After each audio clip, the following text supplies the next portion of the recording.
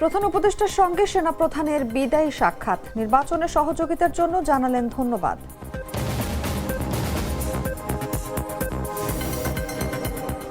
নতুন মন্ত্রীদের জন্য প্রস্তুত ৩৭ বাড়ি, জানালেন গণপূর্ত উপদেষ্টা। প্রয়োজনে তৈরি করা হবে আরও বাসভবন।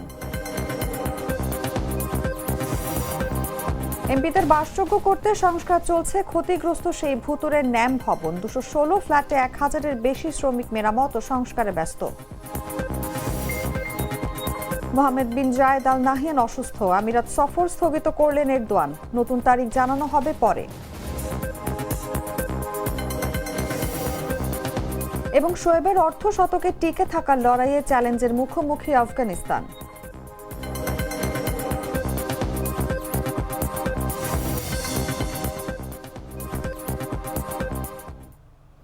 এতক্ষণ শুনছিলেন সংবাদ শিরোনাম। দর্শক, আমন্ত্রণ দুপুর ৩টার সংবাদে। সঙ্গে আছি আমি অনুভা বিশ্বাস। লাল সরিষার দানা থেকে তৈরি হয় প্রাণ সরিষার তেল, আসল ঝাঁঝে আসল স্বাদে। চলে যাচ্ছি বিস্তারিত খবরে। বাংলাদেশ সেনাবাহিনীর প্রধান জেনারেল ওয়াকারুজ্জামান অন্তর্বর্তীকালীন সরকারের প্রধান উপদেষ্টা অধ্যাপক মোহাম্মদ ইউনূসের সঙ্গে বিদায়ী সাক্ষাৎ করেছেন। সোমবার রাজধানীর তেজগাঁওয়ের প্রধান উপদেষ্টার কার্যালয়ে অনুষ্ঠিত এই সৌজন্য সাক্ষাতে তারা পারস্পরিক শুভেচ্ছা বিনিময় করেন এবং দায়িত্বকালীন বিভিন্ন বিষয়ে সংক্ষিপ্ত আলোচনা করেন। প্রধান উপদেষ্টা তার দায়িত্ব পালনকালে, বিশেষ করে জাতীয় সংসদ নির্বাচনের সময় সেনাবাহিনীর সহযোগিতার জন্য সেনাপ্রধানকে আন্তরিক ধন্যবাদ জানান ও কৃতজ্ঞতা প্রকাশ করেন। প্রধান উপদেষ্টার উপপ্রেস সচিব আবুল কালাম আজাদ মজুমদার এই তথ্য জানান।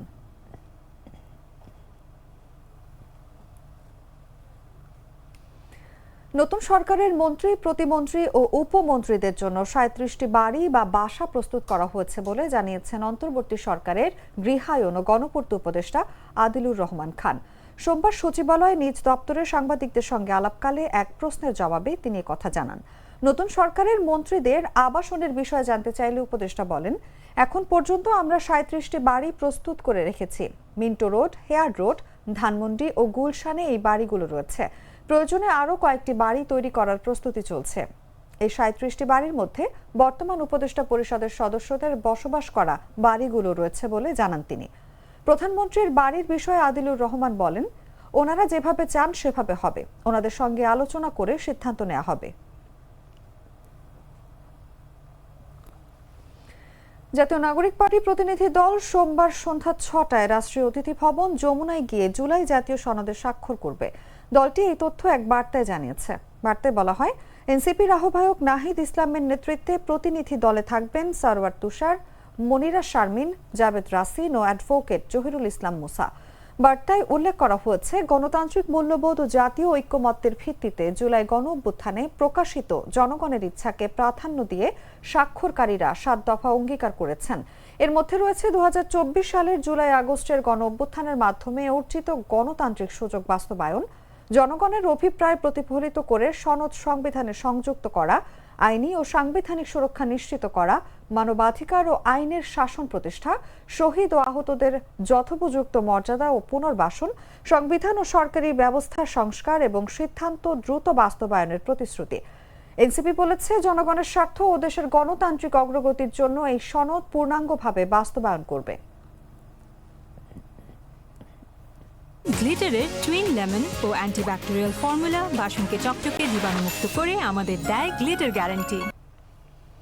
ট্রান্সপারেন্সি ইন্টারন্যাশনাল বাংলাদেশ জানিয়েছে, ত্রয়োদশ জাতীয় সংসদ নির্বাচনকে কেন্দ্র করে বাংলাদেশ আওয়ামী লীগ আনুষ্ঠানিকভাবে নেতিবাচক অবস্থান নিলেও দলটির কিছু নেতাকর্মী ও সমর্থক অনানুষ্ঠানিকভাবে ভোটাধিকার প্রয়োগ সহ রাজনৈতিক কর্মকাণ্ডে অংশ নিয়েছেন। ফলে দলটির প্রত্যক্ষ ও পরোক্ষ সম্পৃক্ততা ছিল বলে দাবি করেছে সংস্থাটি। সোমবার রাজধানীর ধানমন্ডিতে টিআইবির কার্যালয়ে ত্রয়োদশ জাতীয় সংসদ নির্বাচন প্রক্রিয়া ও হলফনামা ভিত্তিক পর্যবেক্ষণ শীর্ষক প্রতিবেদন প্রকাশ উপলক্ষে আয়োজিত সংবাদ সম্মেলনে এসব তথ্য তুলে ধরা হয়। এতে টিআইবির নির্বাহী পরিচালক ডক্টর ইফতেখারুজ্জামান উপস্থিত ছিলেন। প্রতিবেদনে বলা হয়, অন্তর্বর্তী সরকারের সিদ্ধান্তে আওয়ামী লীগের নিবন্ধন স্থগিত ও কার্যক্রম নিষিদ্ধ করা হলেও দলটি নির্বাচনকে অবৈধ ঘোষণা করে অবস্থানে অনড় ছিল। তবে মাঠ পর্যায়ে দলটির একটি অংশ ভোটার হিসেবে নির্বাচনে অংশ নেয় এবং কেউ কেউ অন্যান্য দলের সঙ্গে যুক্ত হয়ে প্রচারণায় সক্রিয় ভূমিকা পালন করেন। টিআইবি আরও জানায়, আওয়ামী লীগের ভোট আকৃষ্ট করতে বাংলাদেশ জাতীয়তাবাদী দল বাংলাদেশ জামায়াত ইসলামী জোট ও জাতীয় পার্টির প্রার্থীদের মধ্যে প্রতিযোগিতা দেখা গেছে।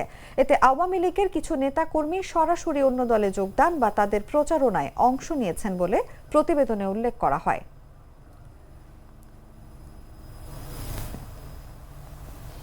মানিক মিয়া অ্যাভিনিউ ন্যাম ভবনে নতুন সংসদ সদস্যদের জন্য জোর প্রস্তুতি চলছে। রোববার দেখা গেছে মরিচা ধরা, খাট সোফা ঘষা মাজা, দরজা জানালা মেরামত ও ফ্ল্যাট সংস্কারে ব্যস্ত শ্রমিকরা। সংশ্লিষ্টদের তথ্য অনুযায়ী 6টি ভবনের মোট 216টি ফ্ল্যাটে 1000-এর বেশি শ্রমিক কাজ করছেন।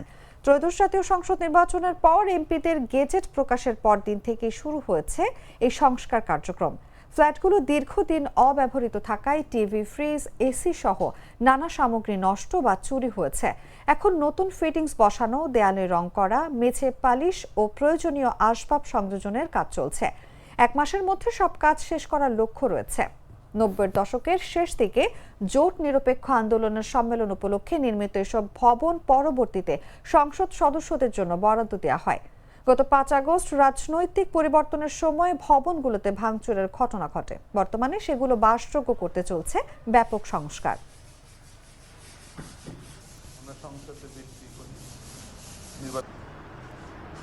দুধার চকলেটে একাকার হয়ে ওঠা প্রাণ লেয়ার সম্পর্কের মিষ্টি ম্যাজিক। জানাবো আন্তর্জাতিক সংবাদ।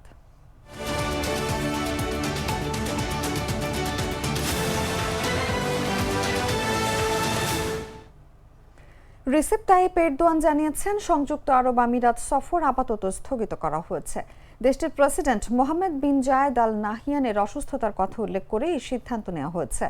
রোববার সামাজিক যোগাযোগ মাধ্যম এক্সে এরদোয়ানের দপ্তর জানায় ফোনে 2 নেতার মধ্যে কথা হয়েছে। এই সময় আমিরাতের প্রেসিডেন্টের অসুস্থতার খবরে দুঃখ প্রকাশ করেন এরদোয়ান এবং তার দ্রুত সুস্থতা কামনা করেন। সফরের নতুন তারিখ পরে জানানো হবে বলে উল্লেখ করা হয়। তবে কিছুক্ষণের মধ্যেই ওই পোস্টটি মুছে ফেলা হয় এবং তুরস্কের রাষ্ট্রীয় গণমাধ্যমও সংশ্লিষ্ট সংবাদ সরিয়ে নেয়।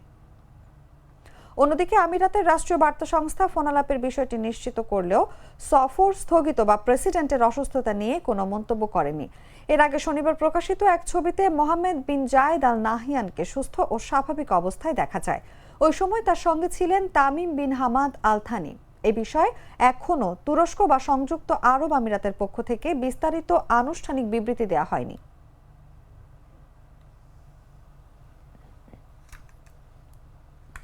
সংবাদ শেষ করব খেলার খবর জানিয়ে।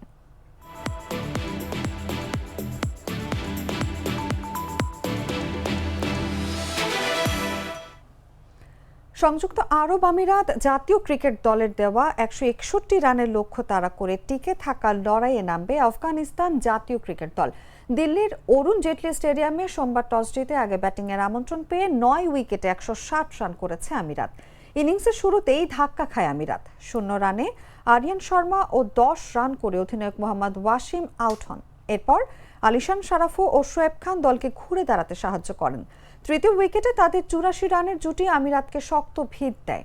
শারাফু 31 বলে 40 রান করে ফিরলেও এক প্রান্ত আগলে রেখে দারুণ ইনিংস খেলেন শোয়েব খান।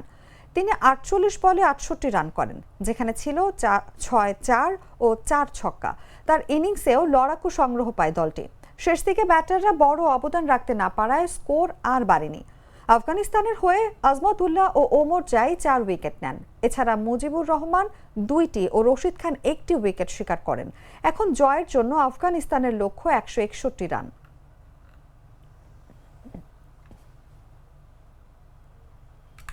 সংবাদ শেষ করার আগে শিরোনামগুলো জানিয়ে দিচ্ছি আরো একবার।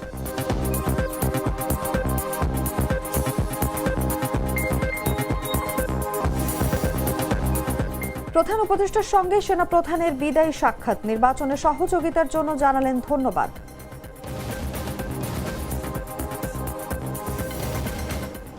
নতুন মন্ত্রীদের জন্য প্রস্তুত 37 বাড়ি, জানালেন গণপূর্ত উপদেষ্টা। প্রয়োজনে তৈরি করা হবে আরও বাসভবন। এমপিদের বাসযোগ্য করতে সংস্কার চলছে। ক্ষতিগ্রস্ত সেই ভুতুরে ন্যাম ভবন, 216 ফ্ল্যাটে 1000-এর বেশি শ্রমিক মেরামত ও সংস্কারে ব্যস্ত। মোহাম্মদ বিন জায়েদ আল নাহিয়ান অসুস্থ, আমিরাত সফর স্থগিত করলেন এরদোয়ান। নতুন তারিখ জানানো হবে পরে। এবং শোয়েবের অর্ধশতকে টিকে থাকার লড়াইয়ে চ্যালেঞ্জের মুখোমুখি আফগানিস্তান।